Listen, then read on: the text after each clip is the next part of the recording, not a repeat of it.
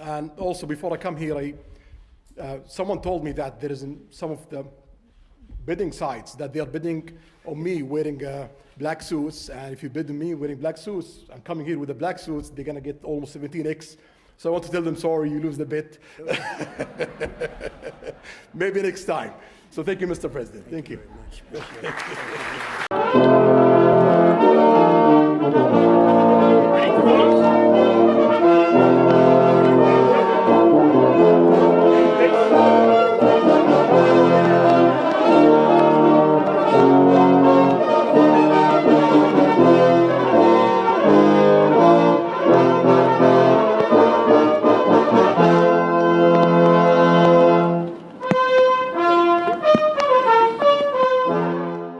Thank you very much, everybody. Thank you. What an honor. Well, this is a very special occasion, and it is indeed my honor to welcome to the White House a great friend and a man of leadership, vision, courage, and strength, His Royal Highness Crown Prince Mohammed bin Salman of the Kingdom of Saudi Arabia. And we had a big day today, a very big day for both countries.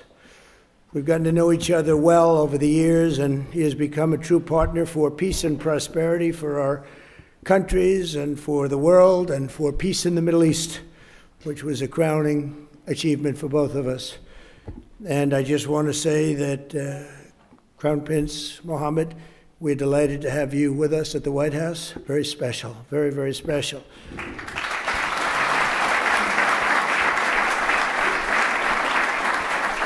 I'd like to also express my gratitude to our wonderful First Lady for organizing this beautiful evening. She worked hard on it. Thank you very much, Melania. Thank you.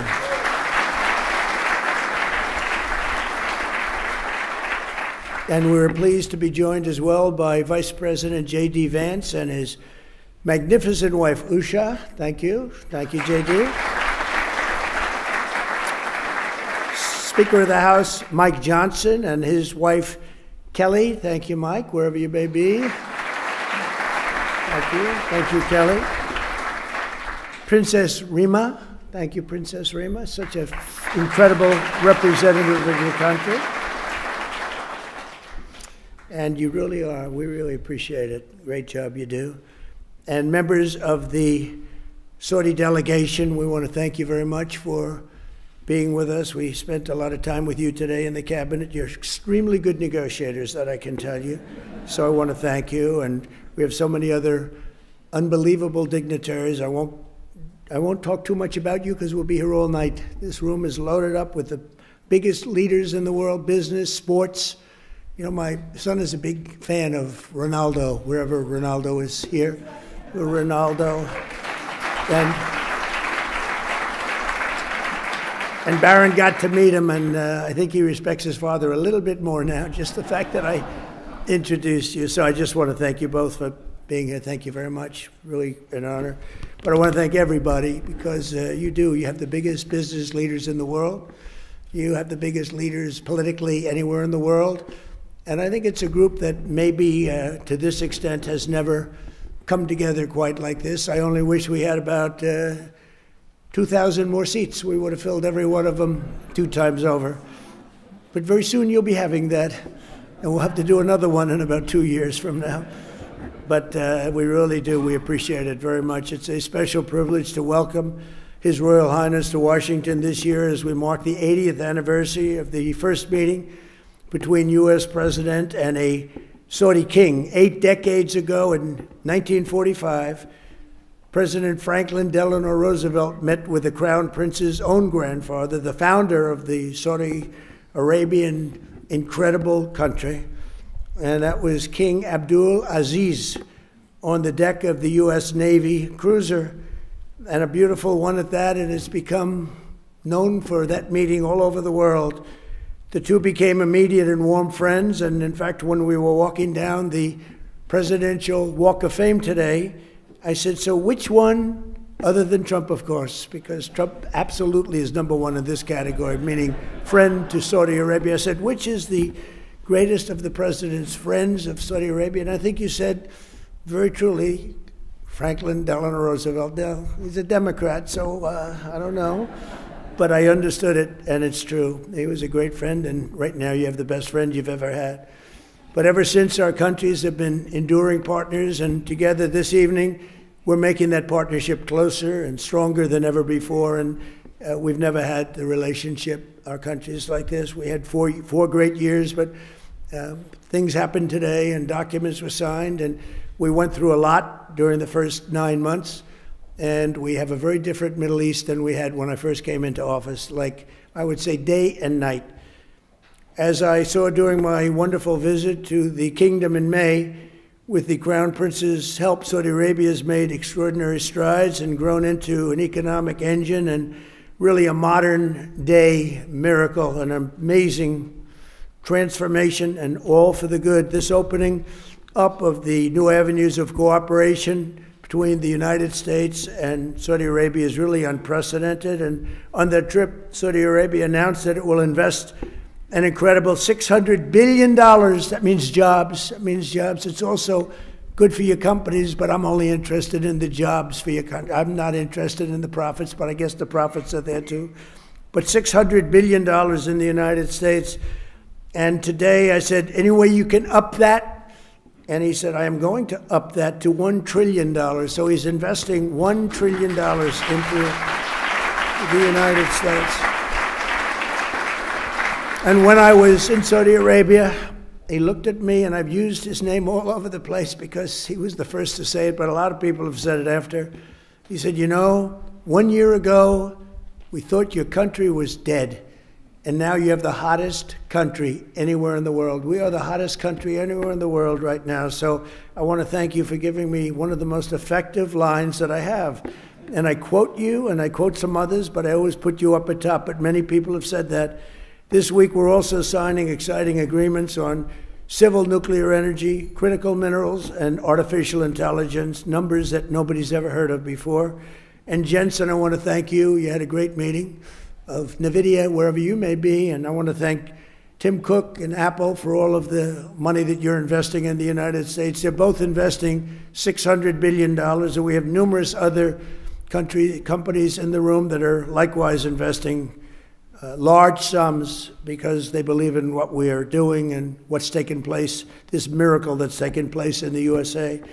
Together, these will come together. We're going to have support the many thousands of American jobs that have been created and help solidify the USA and the world leader. We're really now by far the world leader in technology, and nobody even questions it. Advanced manufacturing and other vital industries. They were saying 2-3 years ago, when the country was really losing business, not gaining business, that we'll never be manufacturers again, we'll never be doing any of these businesses again, that are coming back to us in record numbers. AI plants, but maybe even most importantly, in a sense, the auto plants. They're all pouring back into the United States. And I have to say, because of tariffs, I'll also say because of November 5th, the election.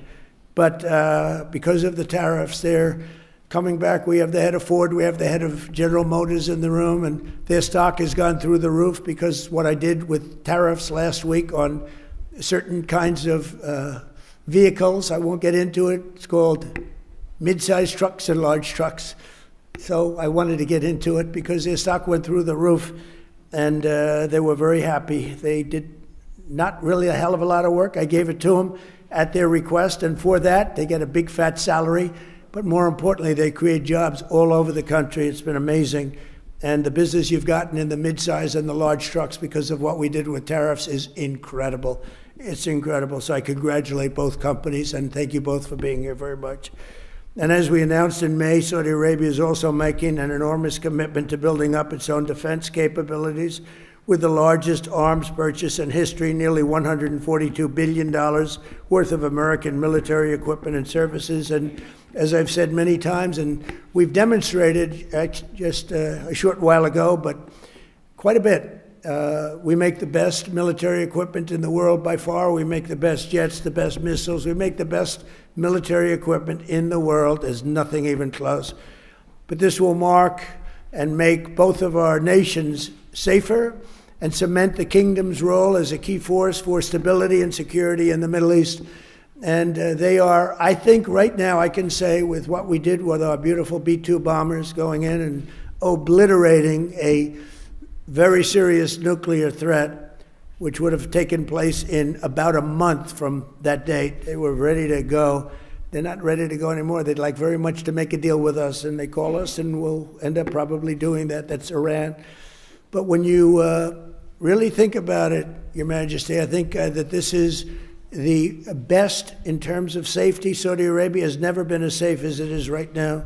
You always had a little cloud over your head, and sometimes that cloud was very big. That cloud is not there anymore, and we want to keep it that way. So that's why tonight I'm pleased to announce that we're taking our military cooperation to even greater heights by formally designating Saudi Arabia as a major non-NATO ally, which is something that is very important to them. And I'm just telling you now for the first time because I wanted to keep a little secret for tonight.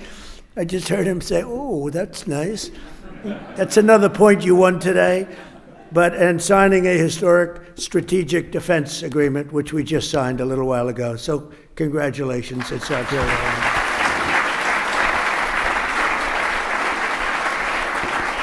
A stronger and more capable alliance will advance the interests of both countries, and it will serve the highest interest of peace, and we all share in peace, and we've never had and been so close to truly everlasting peace in the Middle East. All my life I've heard, oh, peace in the Middle East, but it'll never happen. We did it. Now we have to make sure it matures properly and is really as strong as we think it can be, but we've gotten all good signals. I want to just thank you for all the help, too.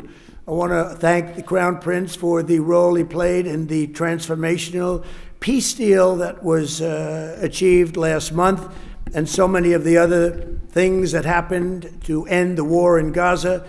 Gaza, while it looks a little bit messy, it has for many, many years, I will tell you, many decades, but it's getting very close to being perfected, and people are shocked. And even the great experts that have gone around criticizing badly every country and every president and everything, they were all saying that what's taking place in the Middle East is a miracle. They're just calling it a miracle, and we're going to make it a miracle, and we're very close to doing that. But as you know, all of the living hostages were returned to their families. We got all 20 out of 20. And likewise, this sounds terrible, but the parents of the dead people, young men, mostly young men, almost all young men, they wanted those bodies back as much as the parents of the living. The parents of the living would do anything to get their boy back, and they got him back. And the parents of the dead wanted them just as much. It almost seemed as though they wanted them more. And today, through the efforts of Steve Witkoff and Jared Kushner and Marco Rubio and everybody worked together. We worked so hard together. 2 more bodies were brought back, and we're up to almost the full count. I think we're too short right now, and a lot of work has been done by Hamas. And a lot of people said they wouldn't be doing that, but they did do it. And the bodies have been delivered to the families, to the mothers, to the fathers, and at least they can be in peace. It's amazing. It was a miserable period of time. We have 2 more to go, and I think we'll be getting them also.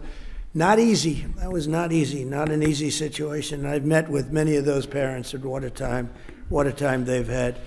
But we also want to thank all of the people living in Gaza, the residents of Gaza, and they've, as you know, begun to move back to their homes, and a lot more safety. They said today, a lot more safety than they've ever had before. It was a rough neighborhood, to put it mildly, and a lot of progress has been made with respect to Gaza and just about everything else we touch. Just yesterday, the United Nations Security Council formally adopted my peace plan and officially endorsed the Board of Peace. This is a board like no other. It will have the heads of major countries, I think all of the major countries.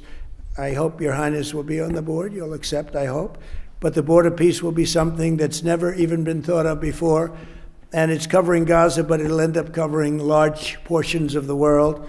And I was honored to be chosen the chair of that Board of Peace, and I think you'll see something that nobody's ever seen before in terms of the status of the board. There will never be a board like the board that we're going to be announcing. Everybody wants to be on the board, and it'll end up being quite a large board because it'll be the heads of every major country, and the United Nations passed it. I guess unanimously you can say. China, which was against it, took a pass. Didn't vote against it, and Russia, which was against it, didn't vote against it. So we appreciate it because one negative vote and it doesn't happen. So people were shocked to see that it was approved, and that was a great honor. It's a great honor for me, I will tell you. I think it's something like nobody's ever even imagined.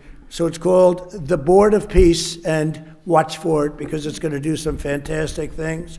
And I know we're both deeply committed to an enduring ceasefire. It grows into the beautiful, lasting peace, and we've got things going at numbers and far ahead of schedule that nobody thought was possible. So, Your Royal Highness, just as my predecessors and so many of the people that you know and love from a long time ago, they bonded with the U.S. and Saudi relationship, which was forged 80 years ago. You and I are strengthening and renewing the alliance, I believe, to levels that were far greater than what they had even 80 years ago, frankly. And we pray that we will be celebrated by our own descendants some days for this incredible relationship that's been built between the United States of America and Saudi Arabia. Someday they maybe will talk about us as being two wonderful men. Forget about great. Wonderful is okay. But two wonderful men that did tremendous work for their countries, and that bond is very important. Our friendship and blessings to America, to the Kingdom of Saudi Arabia, and to the world stand out and will always stand out to me. So I look forward to working with you, and we'll be here for 3.25 years. For the Trump, that's like an eternity. You know, for somebody else, that doesn't sound long, but we love doing it. We love, we have an expression, make America great again, and that's what we're doing beyond what anyone even thought possible. So I just want to thank you for being a very big part of it. And I want to thank you for a $1 trillion investment and contribution toward our country. That's a lot of jobs. Thank you very much. Thank you. Please.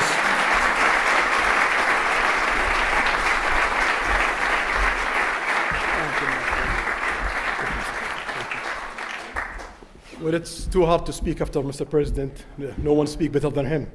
But first of all, I will start with thanking Mr. President for the warm and great welcome that we have today. We feel home, and this relation started around close to 9 decades ago with Roosevelt and King Abdulaziz, who established the modern Saudi Arabia. Also, I've known that America is almost celebrating 250 years of establishment, and also in 2 years we will celebrate in Saudi Arabia 300 years of establishing Saudi Arabia. We've been since the last 9 decades working together in many areas. During the World War II, we was a major supplier for oil during the Cold War, countering extremism, terrorism, but during that time, we've been also working on a lot of economical opportunities. But today, it's a special day. We think the horizon of the economical cooperation between Saudi Arabia and South America, it's bigger and wider in many areas. We've been signing a lot of agreements that are going to open the door to develop the relation deeper in many areas, and we're going to work on it. We believe the opportunities is huge, so we're going to focus on implementation and keep increasing the opportunities between our both countries. So thank you again, Mr. President. Thank you. And also, before I come here, someone told me that there is some of the bidding sites that they are bidding on me wearing black suits, and if you bid on me wearing black suits, I'm coming here with the black suits, they're gonna get almost 17x. So I want to tell them, sorry, you lose the bid. Maybe next time. So thank you, Mr. President. Thank you. Very much.